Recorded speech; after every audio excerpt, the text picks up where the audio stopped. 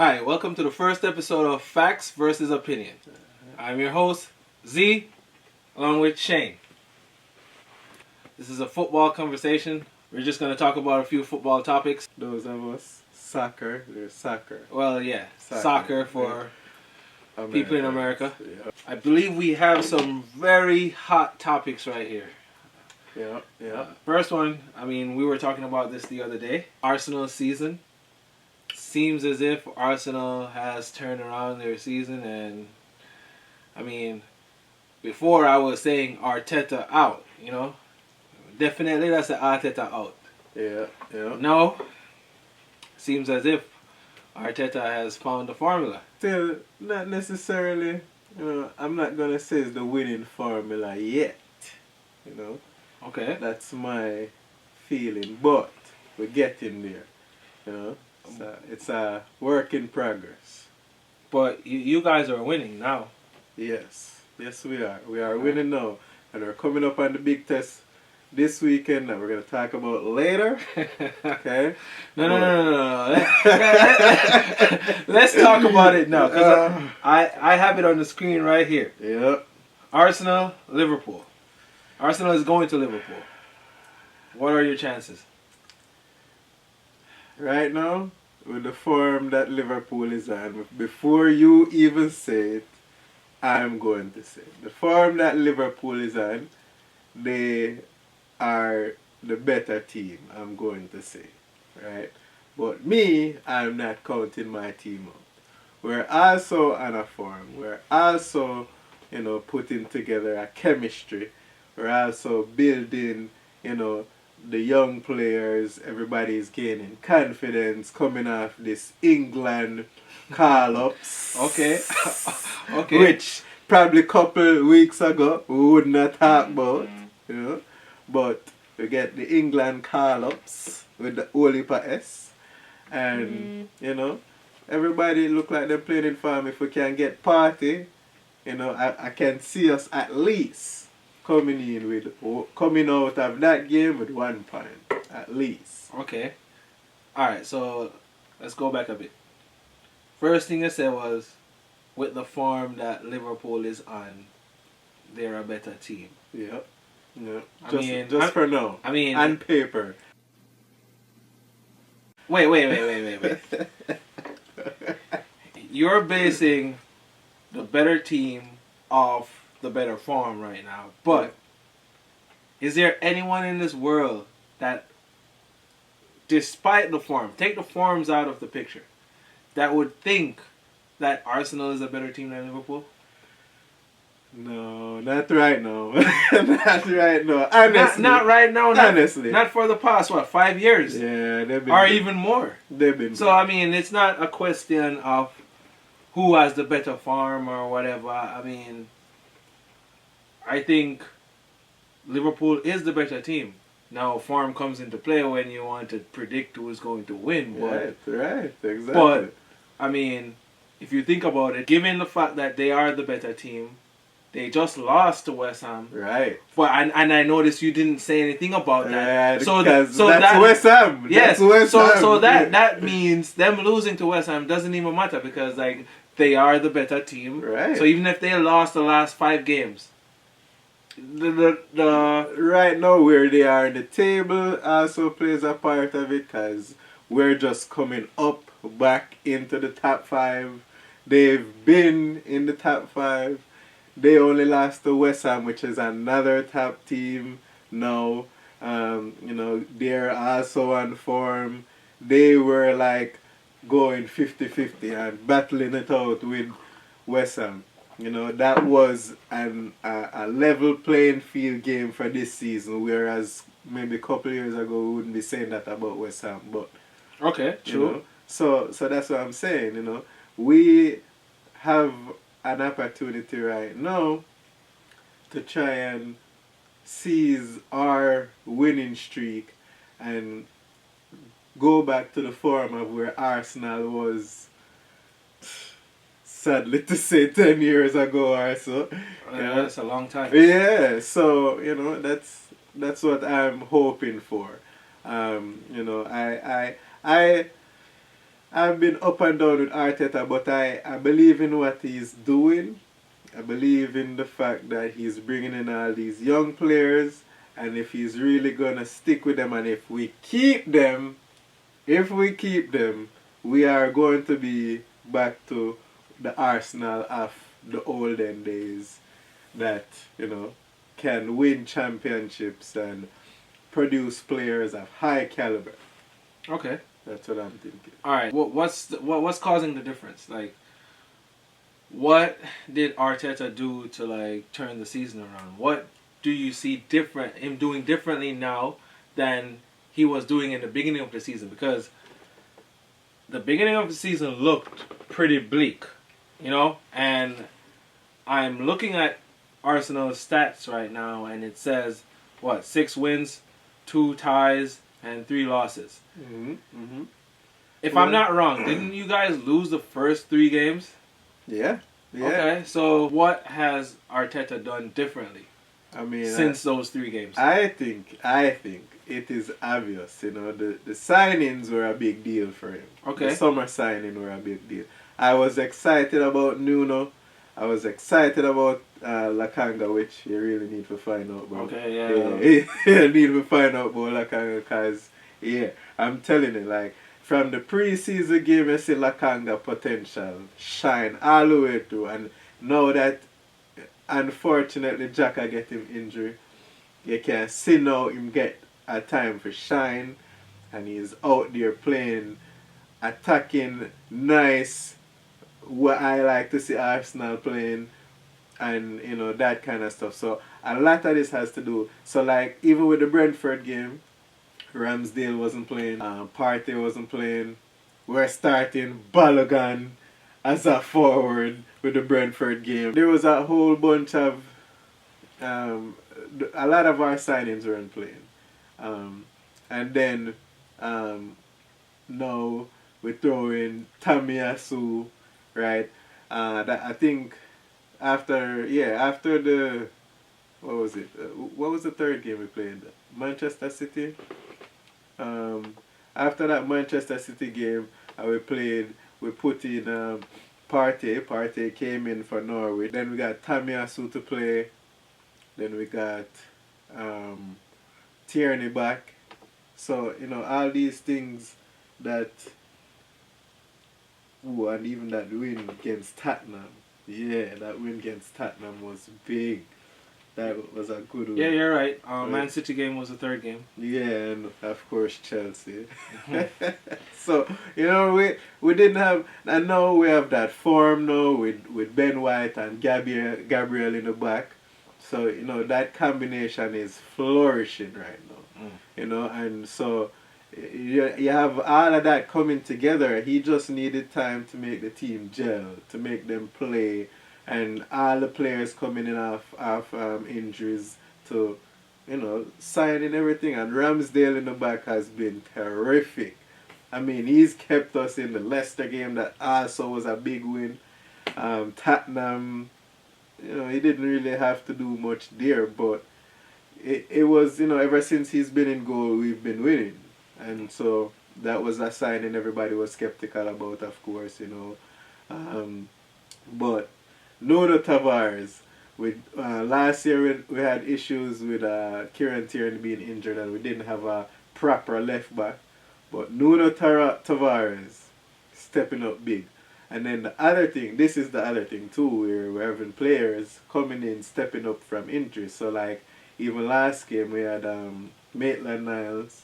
He's coming in the middle and he's playing like, not at Partey level, but he got man of the match for last game. Okay. Yeah, so, stuff like that where we have people filling in, not just subpar level filling in. Now we have a whole dynamic, a culture back into Arsenal football. It's not just, oh yeah, it's Arsenal. It's more like, it's back to Arsenal football. So we're getting back our respect. Okay, so you think the respect is there now? It's back. It's coming back. It's not there yet. Okay. It's not there yet. It's coming back though. It's coming back. All right. you spoke a lot about Tomiyasu. Yeah. Is he? How good is he? All right. Before we go there, because I have something written down here that I heard. I heard multiple times, not just once, not from just one person, but I've heard it from different people saying Arsenal and Manchester United, they have a tendency to poach Tottenham's recruits. So any quality player that Tottenham is scouting, it is said that Arsenal or Manchester United, they all of a sudden start pursuing those players. Now, Tomiyasu came up in a conversation saying that he was being scouted by Tottenham. Mm-hmm. Basically, Tottenham discovered him from the English perspective.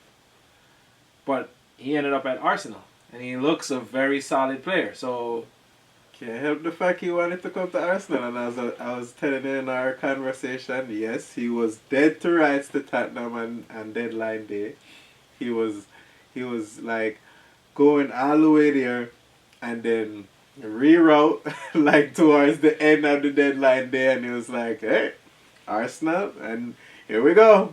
so Tomiyasu Arsenal signing. so is I don't that know. is it a fact? I'm not gonna say that. Is it a fact or an opinion that is an Arsenal opinion. poaches Tottenham's? I'm Scouts. gonna say that's an opinion because even every time you look at certain articles when they're talking about links towards these new upcoming players from out of like the French league or Italian league or Spanish league, you see most of the times it's like the top elite clubs from the EPL.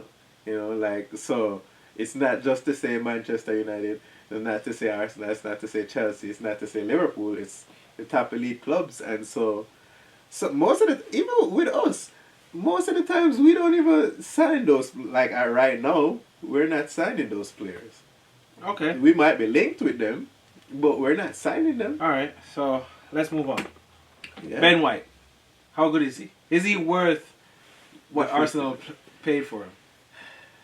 Me, personally, I think he's still proving that he needs to pay out that 50 million.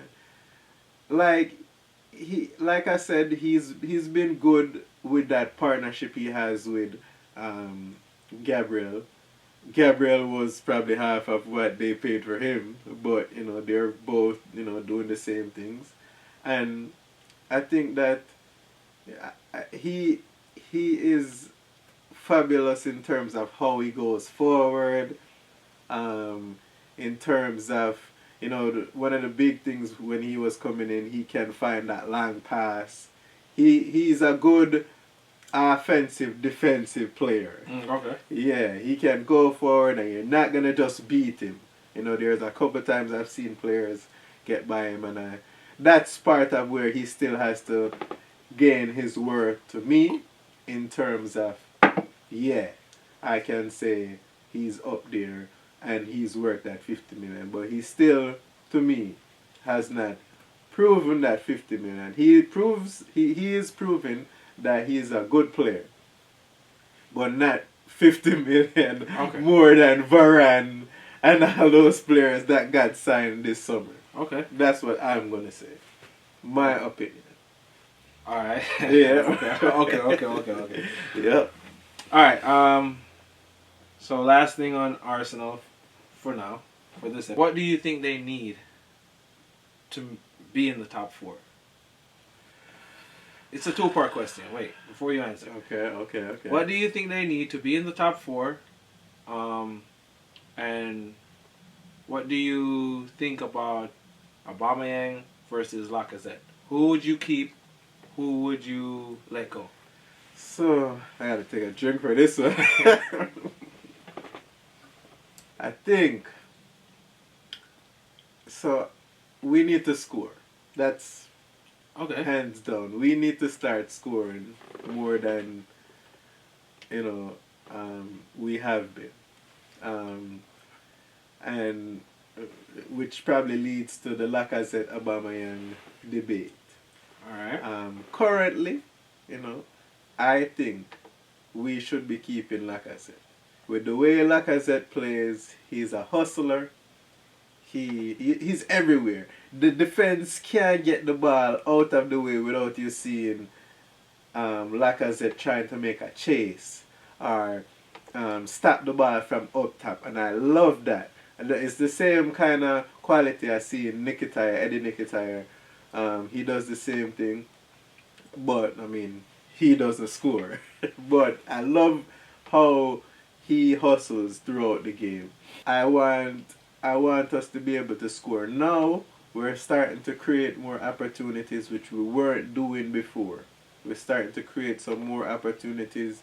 You can see, but in terms of Aubameyang, he's getting the opportunities, the kind of opportunities that we know Aubameyang getting, and when he does get those, he scores. But now it's kind of like, man, is he going to score? So basically, you wouldn't be upset if Aubameyang went to Barcelona. Right. I would not be upset. All right. Not right now, at least. As this show is called, Facts versus Opinion. Mm-hmm. Who has more goals this season, Aubameyang or Lacazette? Well, I think it's Lacazette. I think Lacazette was the leading scorer. You think? Yes, that's my opinion. So how many goals do you think Lacazette has? 8. I'm gonna say 8. 1 goal. All right, so 1 goal. I think Sam scored more. Oh my gosh. Alright, I guess you were probably thinking well, alright, overall, not just the Premier League. Yeah. Let me try to help you out. Yes. Alright. Yes. Yes. Because I was just about to say it myself. Because but does our Arsenal even have 8 goals in the Premier League this season? True. That is true. That's why that didn't make sense. Exactly. 12. So Arsenal has about 12 goals this season in the Premier League, right? Yeah. Clearly, Lacazette hasn't been scoring those goals. Not he only has 1 goal in the BPL. Alright, but either way. Six appearances, right? This is stats versus opinion. Alright, so your opinion was Lacazette is the better striker right now. Yeah. He should still like I said. He should be kept, and Aubameyang could leave, right? Yeah. Well, but no, we'll look at the stats and 1 goal. 1 goal. But that was a good goal, though. That was a good goal, because now that I see it, that was the Crystal Palace goal. 1 goal in 6 appearances. Yep. Alright. Let me see Aubameyang. 4 so, goals. Aubameyang this season, 4 goals. Oh, man. Alright, now it looks so good for me right now. Now it looks so good for me right now. So, again. But no, there was a time when Lacazette never played, though. And Aubameyang, they are playing more than him. No, yes, but Aubameyang have 4 goals in 10 appearances. Right? See? Alright. 10 appearances versus 6. Yeah, but 1 in 6, 4 in 10, which one is better? Alright, but here now, of the 6, right, Lacazette a play behind Aubameyang. Listen, I'm just saying. People, let's not get into technicalities here. They're both forward. They're both forwards. You were trying to make a case that you. All right. Still a keep. Wait. You said Arsenal. In order for Arsenal to move forward and make it into the top 4, they have to score more goals. But clearly, based on the facts of the stats, Lacazette isn't that player that's going to get you those goals. Based on the stats. Me think Lacazette is a player me wanting on my Arsenal team. Okay, alright. That's it. Opinion says me want Lacazette to stay.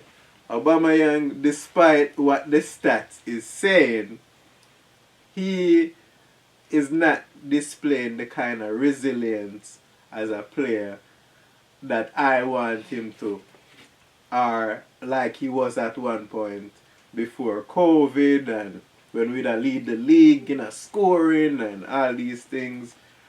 Not the kind of clinical type of finishing anymore, you know.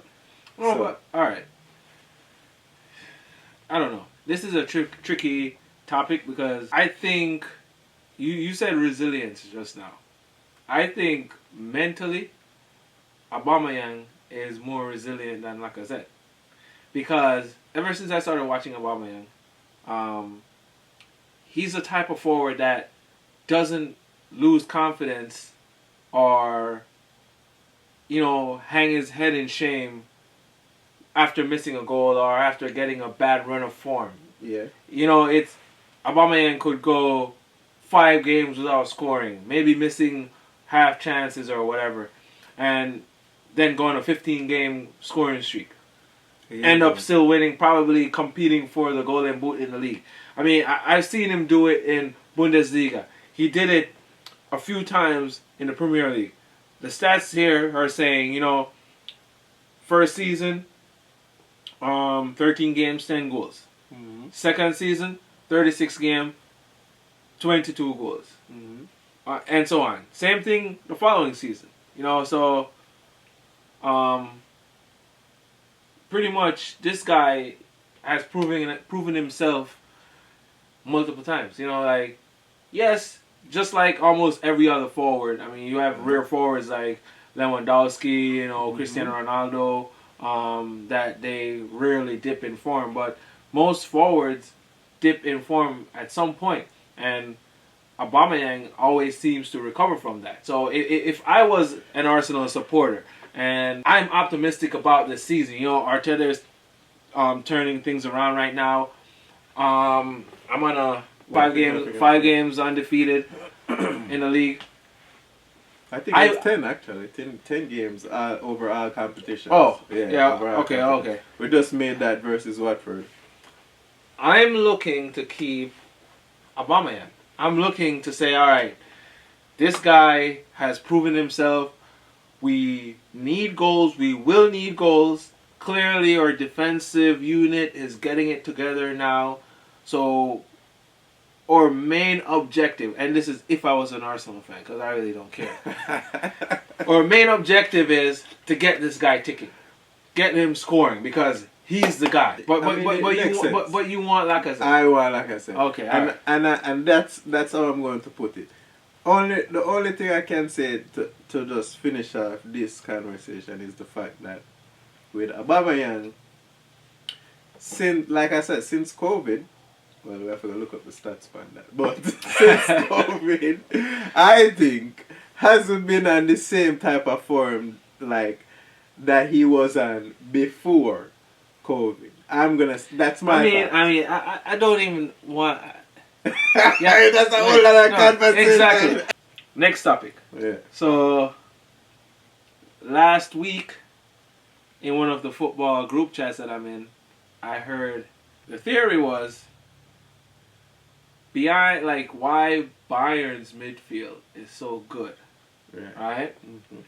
Over the years, is that they choose a certain type of player for their midfield. Mm-hmm. And this theory is basically they choose slow players for their midfield. Who do they have in their midfield right now? I mean, if we go back a few seasons, Javi Martinez, slow. Yeah. Schweinsteiger towards the end of his career. Mm-hmm. Thiago Alcantara. Yeah. Well, he was slow. Yeah, he's not slow, but he's not I wouldn't say he's a fast midfielder. Huh? He's average pace. Yeah. Who else? Right now in their midfield, they have Kimmich. Oh, Kimmich slow? Kimmich is not really fast. No. Oh man, that was Kimmich slow. I think the person said the only fast player that they have in the midfield right now is Goretzka. Goretzka is fast. and then they recently added Sabitzer. Okay, so when we say midfield, we're talking about in the middle of the park. Yes, in the middle. Okay. In the middle, like center mid, center attacking mid, center defensive center defensive mid. Yeah. And basically, this theory was saying that the slower players tend to have better control, better reading of the game, better passing ability. So that brought us to look at other slow midfielders who were very great at their craft. Yeah, because Zidane was that fast. Zidane was quick. He's like probably the anomaly. But if we look on Xavi, oh yeah, one of the greatest midfielders of all time. Slow, but his touch was excellent. Off the ball movement, excellent. Passing, obviously excellent. Pirlo, same thing. Alright, we really have to go start. Like, alright. So when you talk about slow, we have to get like a definition of the slow part. Because when me see Pirlo play, him look fast to me, but that's just But that's what I'm saying. Perception. Those players, like Pirlo, that I've been saying for years, his reading of the game is so good, and his positioning is so good.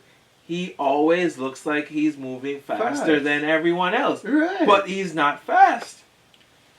Wow. So like speed-wise, I mean, speed-wise, like they're just slow. Yeah, it's just slow. When I say okay. When I'm saying slow, I'm not meaning. I'm not talking about like decision making or change of direction or whatever. I mean slow in terms of a 20-yard sprint. Oh, okay. Yeah. One that's playing right now, a midfielder that's playing right now, great midfielder, but slow, Busquets. Yeah, true. And just like Pirlo, he looks like he's moving fast, 2 times speed while everybody else is moving slow. Yeah, because that's why you see me like them man are fast or slow. I mean, them man are slow. Yeah, them slow. Like that's so me look at it because I'm looking like, because I mean when you really think about it, I mean Pirlo never looks slow to me. Like, alright, then the next me have a question for you now. So. Like Kaka, because we can't have to say this. Where is it? Is Kaka a fast midfielder? No, Kaka was a fast midfielder, yes. Fast? Yes. Alright. If you look at... Okay. But you know, me they think Kaka slow. No. Me think Kaka slow. In terms of speed. Speed, no. We can't even pull up clips. They're Liverpool... AC Milan, Champions League, 2007. Oh yeah, can't forget that. Okay, I mean, come on. Kaka's whole game was based on his change of direction and his speed going forward. He drives at the defense like, you know, so he's not slow. But all the other players that I've called before, you can't really say they're the type of players to take up the ball and just start charging at the defense. True. You know, those players, they move the ball quickly. They're quick on the ball, but they're not necessarily fast. Fast players. Well, alright. So, addressing the theory now. My thoughts on the theory, right? Because, alright, I don't know if you remember, when I talk about, you know, the I kind of Premier League, but we talk about Jamaica. I used to watch this player. He used to play for Tivoli Gardens. Yeah. Kasai Hines. You ever remember him? I'm not sure. Me hear the name. He's a defender. I think he's a defender. And to me, I don't think he was a fast player. Speed, my thoughts, but I don't know.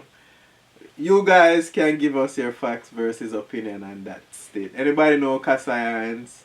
Play for Tivoli Gardens. Figure that out, right? But because I think he wasn't a fast player, so he was quick mentally, right? Okay. So sometimes, you know, some man used to come and yeah, say, yo, Kasai, do something now. And him stay aside and just get the ball. And you see the man that press him and him stay aside. You try to go around him and Kasai just... And you know somebody just kill you slowly. And him just turn and gone like a nothing. Right? And then him just make a long pass or something. Or even him defending. Him defending and a man a blaze come down. And him stay aside and him just wait. It's basically him just wait. And him not rushing. Him just take the ball from them and gone again, make a pass and I hit that. Him not playing a while. I used to love that kind of I mean, with any defender. You know? You know, do the wild man thing. You know, you're not going to clear out the ball when you're under pressure. Him? Okay. No, not him. Him just whoop, turn and just find a pass. No matter what kind of pressure he was at. So, my saying that is to say that even though these players might seem slow, right? They're going fast in their brain. And so it works for, and I think that's the kind of mentality or personality a good midfield player should have. Being able to slow down the game like we were talking about in Sunday, yeah, right? Yeah, you're being able to slow down the game if needed and speed up the game. You know? Yeah, but I mean, I understand changing the pace of the game. Mm-hmm. However, when I think of Pirlo, Xavi, Busquets, even Kimmich. Yeah, Kimmich. Yeah, Kimmich look fast to me. These guys don't necessarily slow down the game. They control the pace of the game, but they enhance the flow of the game. True. In reality, they aren't slowing down the game. But this is what I think. This is what I said on the whole theory. When I assess all these midfielders, it looks to me that the slower midfielders, talking about speed, like a 20-yard sprint, mm-hmm.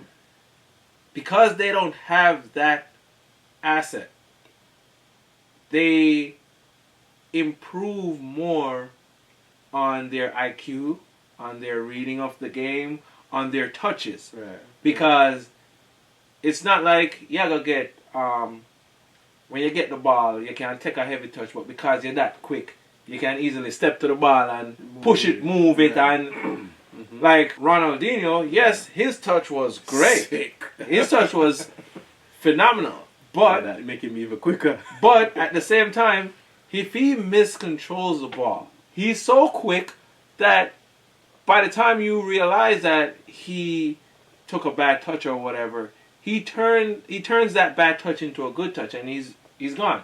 Same thing with Neymar. Neymar probably, yeah, even though I don't like Neymar, but skill wise, right?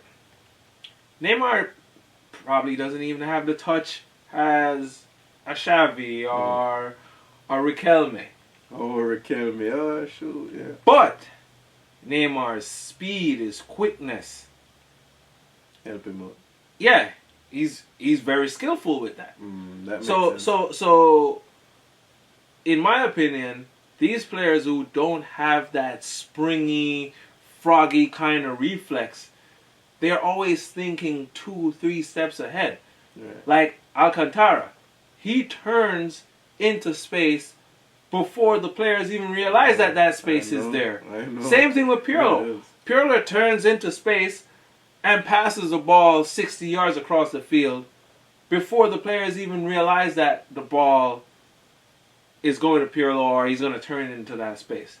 So he looks like he's moving way faster than them, but in reality he's not quicker than them. He's just thinking ahead of them. Yeah. No, but true don't me really the things that Alcantara was a fast midfielder, like speed-wise. But good point. Yeah. And then, but to add to that though, that's why I have the speed here. Like you said Neymar, right? Neymar is not a player that play really inside either. So you have the speedy players playing on the outside. I have the slower players playing on the inside, and that's how they're able to control the game, and them can use maybe a little speed and go forward, and then them say, alright, you know, I slow down, play like a back pass and take it back and then move again or something like that. So Yeah, well, you have some good midfielders, even great midfielders that are very quick. For example, Conte. Conte is very fast. No doubt about that. But Conte's touch. Pogba. Pogba is fairly quick. But if you notice, if you look at Pogba's old aura, his approach to the game, he moves kind of slouchy. True. You know, he has long legs. He could make a sprint if he needs to, but at the same time, he doesn't play with that sense of urgency like he's in a hurry. Yeah. And it's the same thing with all those players that we've been talking about, Pirlo, Xavi. They don't play like they're in a hurry, like they're being rushed. Right. They just know what they're doing, Right.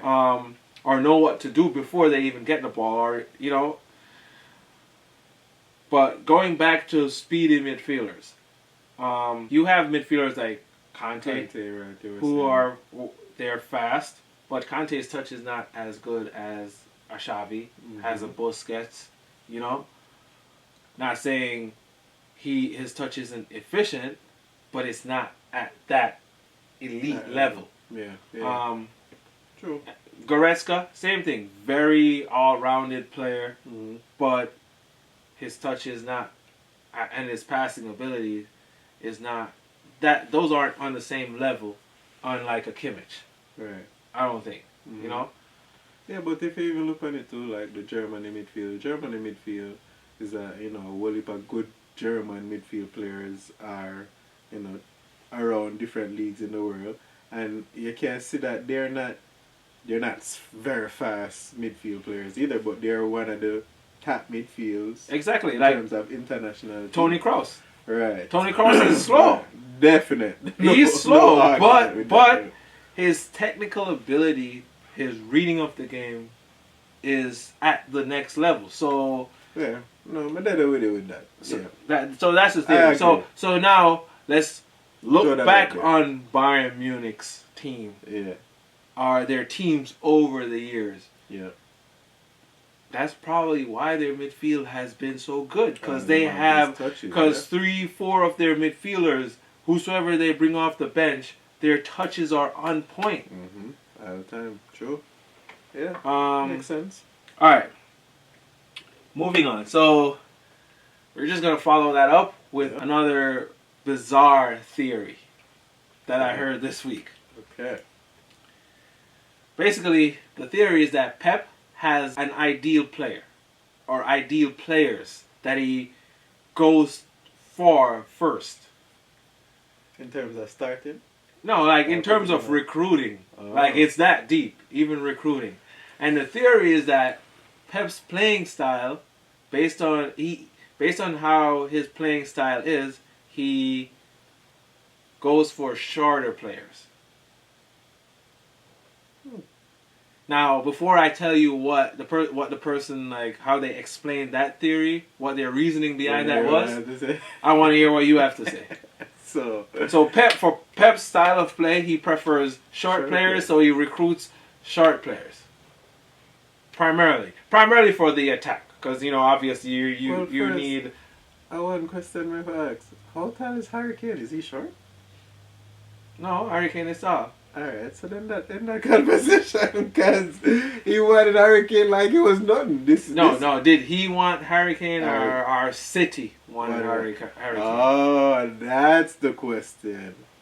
Well, I mean, being at the club for however long he's been there now, he has to have some kind of respect and reputation to where he makes that decision, no? True, but again, sometimes you could be pressured into getting a player. Just because Tottenham, Tottenham.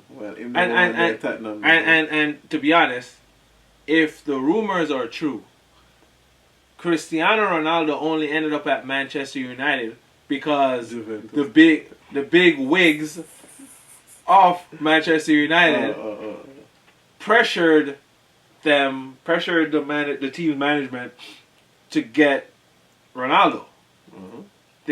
I mean, Blazers, right? huh? Them He was, yeah, no, he was going to go to Man City. That was the whole That's right. hurrah, Mm-hmm, you know. And mm-hmm.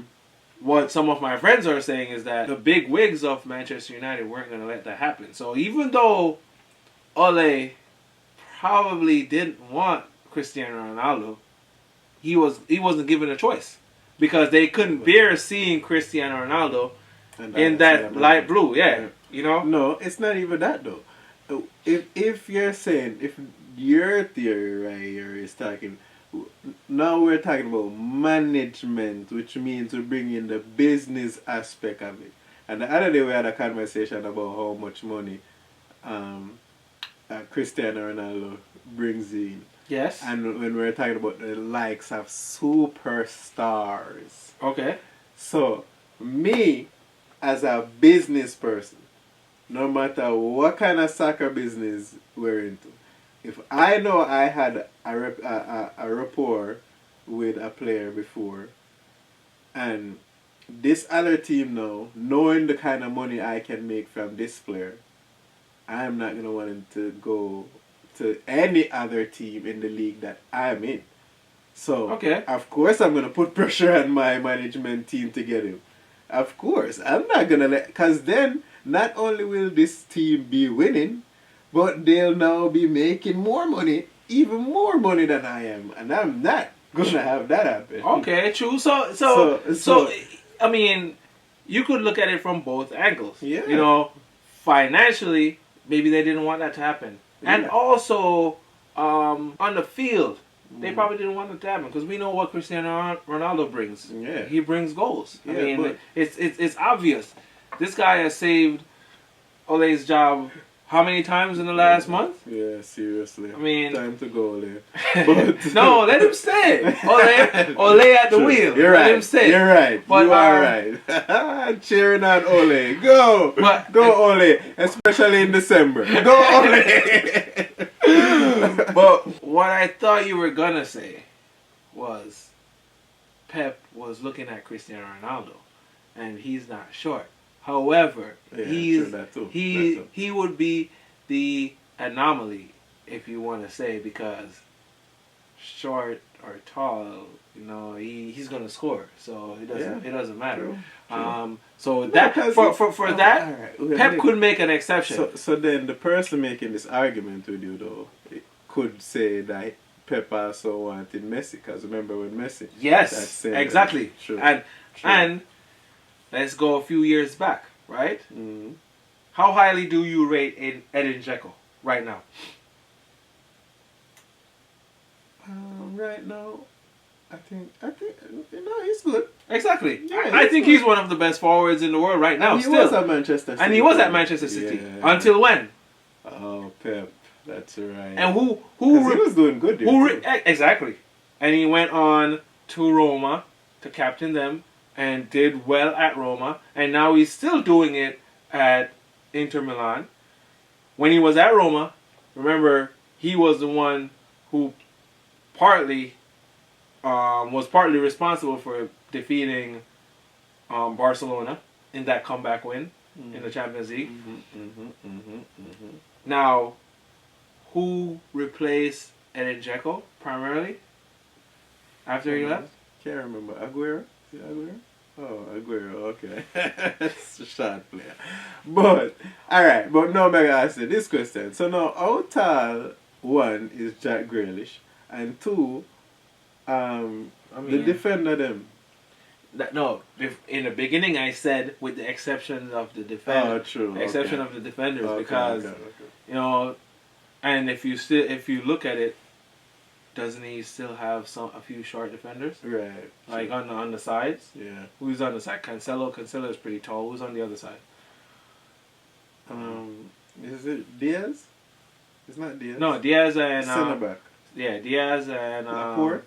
Laporte is tall. The area in the middle. Yeah, right. So then. And Stone is in the middle, you know. But can't remember who played for them left back. A left back or a right back? No, Cancelo is a right back. Right. So then who played left back? Probably somebody. No. Cancelo is left back. You have Cancelo. You have Walker. Kyle Walker. Kyle Walker, the right back. Yes. Cancelo, the left back. Who else is there? Let's see. And a two, well, no, Cancelo is tall, right? Cancelo is, yeah, I think Cancelo is pretty tall. But something in the tall. Kyle Walker, the tall, though. Not really. Not as tall as Diaz and Laporte. But, I mean, I think the defense line for Man City is kind of an exception. I mean, But if you look throughout the field, Jack Grealish, right. average height. Right, that's what I was going to say. Jack Grealish is average. Bernardo Silva, is short. Yep. Aguero, Aguero, yeah. Sterling. Short, yeah. Short. Who else? Gundogan. Short. Yeah, I think they only have one really tall midfielder. De Bruyne is average. Oh yeah, De Bruyne is average. The only tall midfielder they have is. You know this is a big right now. No, the only tall midfielder they have is Rodri. Alright. And I think I know where you're going. What happened between him and, you know... Yeah. First at Barcelona, and then... I think he might have a point. Whoever they made that deal, they might have a point. They might have a point. I mean, he came to Man City when Torre was at the top of the league. He was balling. And everybody's like, and then here's this ceiling for two. Because Sane do shot. Exactly. Alright, no, true. No, true. Yeah. Alright, that is true. I'm almost going to say that's a fact until we can actually prove it. So there you have it, guys. A bizarre fact in Pep's formula. Pep loves short players. I mean, it worked for you. So, it works for you. The person who said this even went in depth saying, you know, based on the playing style, the types of practices that he has. Yeah. It's good for short players. Yeah, because tall players can't turn a certain way. Tall players can't do certain maneuvers because then they might injure themselves. With the exception of Zlatan. But yeah, seems like he likes short players. When he was at Barcelona, David Villa.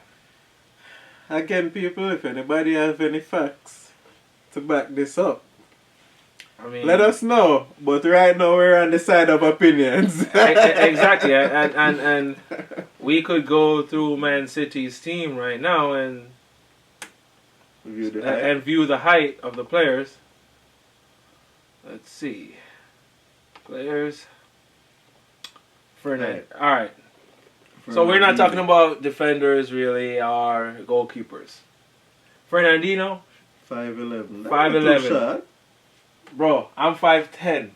I'm short. I'm considered short. Imagine me at 5'9" and me semi-short. No. Come on, be honest. Average height. Average to short. Right. I mean, it's not tall. Right. It's closer to short. Alright, fine. Alright.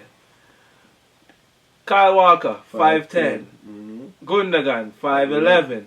De Bruyne, 5'11". Sterling, 5'7". Joe Cancelo, 5'12". Wow. Benjamin Mendy, 6'1". Ake, 5'11". Laporte, 6'3". John Stones, 6'2".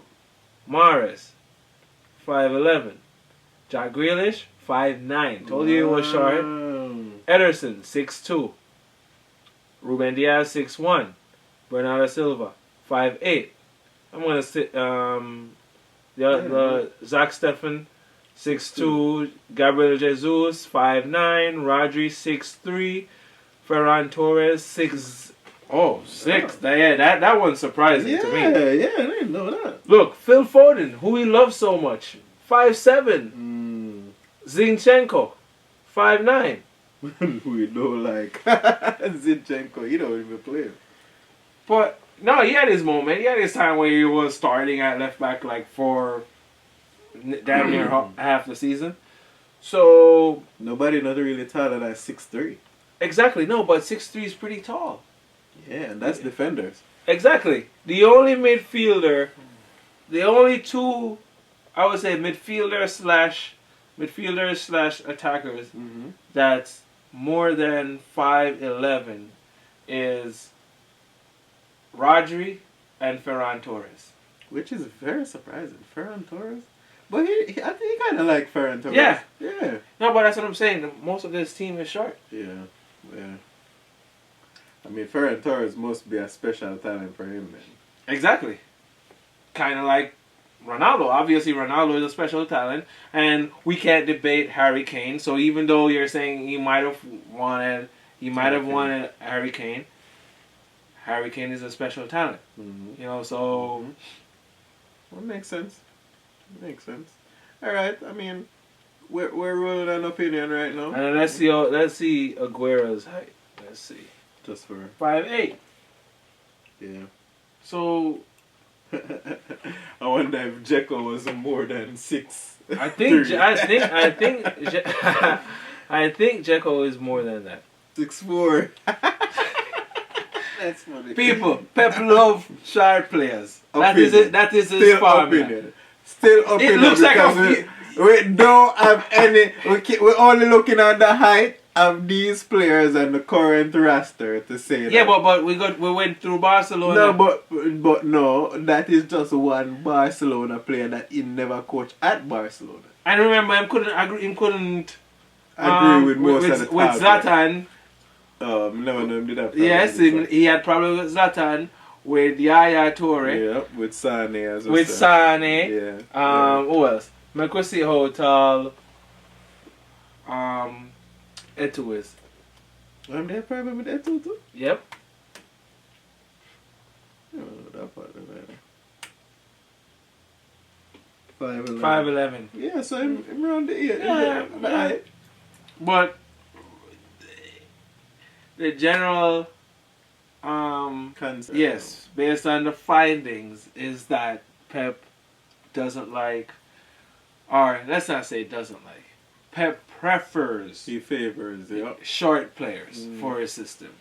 Last topic, because this been running like an hour right now. But Controversial. yeah. Alright. You watch Jamaica USA match last night? A little bit, like 10 minutes. Alright. Yeah. What you see? What you think from... I definitely have to say the result was better than I had anticipated. Okay. Because the way in which Jamaica was playing never really gave me too much to look forward to in terms of the leading team in the CONCACAF right now. And so I'm going to say that they played pretty well based on the 10 minutes I've seen, and honestly we're gonna say that wasn't really Jamaica that scored that goal, but it's Mikel Antonio that scored that goal. And let's just put that out there. That is like a big asterisk beside Mikel Antonio in terms of that Jamaica goal there. Yeah? Okay. Let's just throw that out there because, that we can definitely agree that was not a normal goal. For Jamaica. No, because Nandilo score a goal like that, I think. I mean, yeah, but when you say normal, I think about it happening frequently. Right, yes, true. So it's not necessarily a normal goal for Jamaica. But true. It was one hell of a goal. It was. But here what made it vex about now. The goal was scored against we. Because Timothy Weah just like walk through the backline and just place it nice, and I'm like, really? Like, I mean, I see the goal then, sadly, but because I started watch the game after that goal they score. You need to go watch it. Terrible defense. Me too. Alright, you know what? I'm gonna pull it up right. Find the goal now. Pray it. Is it that? Oh yeah, I actually see it, you know.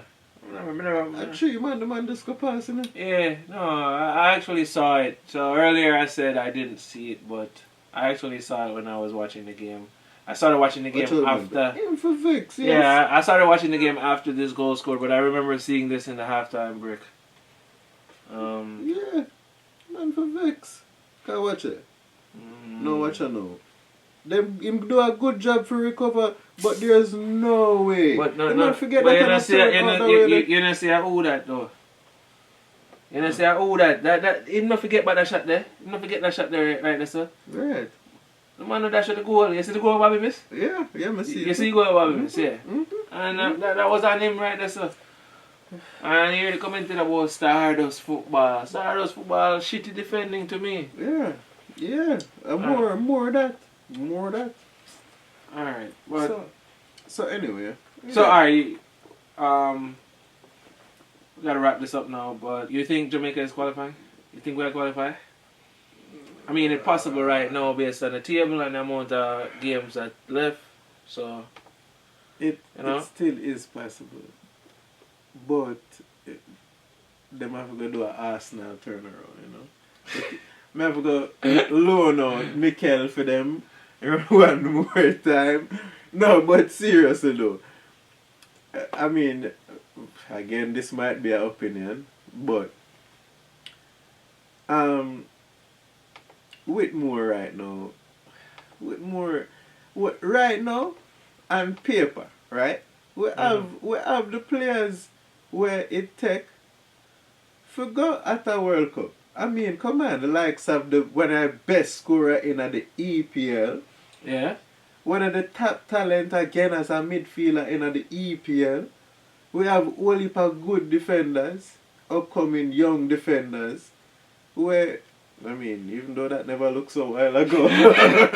But, you know, but the point is, if you have a midfielder like him, especially with the fact that he might come back and he might recover them kind of way, we can do this. I don't feel like I know nothing. You know, even with the fact that we all have man like Pulisic and them on there, we can qualify.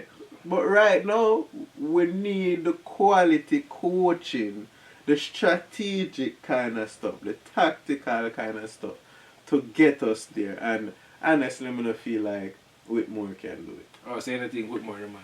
No. So if you We respect Whitmore, respect Tapper. Big up yourself, Tapper, but so if you had the power to pull the plug, you would pull the plug and get somebody now. right now. That okay. Right. We'd get them from probably From like 4 games ago. Yeah, Okay. yeah, because you can't see it. The quality. I mean, when we lose to Panama, Panama we lose to, right, Trilo? The tactical changes not there. Right, The adjustments, the in-game coaching not there. right. And then actually the last game we lose to the US, 2-0, the man them never did it. And then positional wise, I mean we never have Antonio them type there, but like if we really did play that game there, it could have been a different result. Obviously. True. Obviously. I mean, but let's be fair. We never have Antonio. Right. Yesterday, USA never have Dest. Dest or McKennie. Oh, true. Them never make it. I mean, bad for true. Yeah, and McKennie is definitely But one of the top USA midfielders. have a lot. Yeah, them Yeah. have a whole heap of player them can choose. Because I have a Sergeant and Matthew Happy. Mm-hmm. Yeah, them have a whole heap of player them could have choose from still. But I mean, you say we can do it. I think so. We think Tapa is not the man. Cause I agree with him. But hey, maybe Tapa gonna prove we wrong and Tapa gonna do it. I Hopefully. want him to prove me wrong. Because this team is a team we can bring to the World Cup. True. And currently we are sitting 6th. You know, Behind Costa Rica. Canada the team to beat, but hey, let's see. No, next game on Mexico. Well, here you have it, guys. Facts versus opinions. First episode. Until the next time, peace. See ya.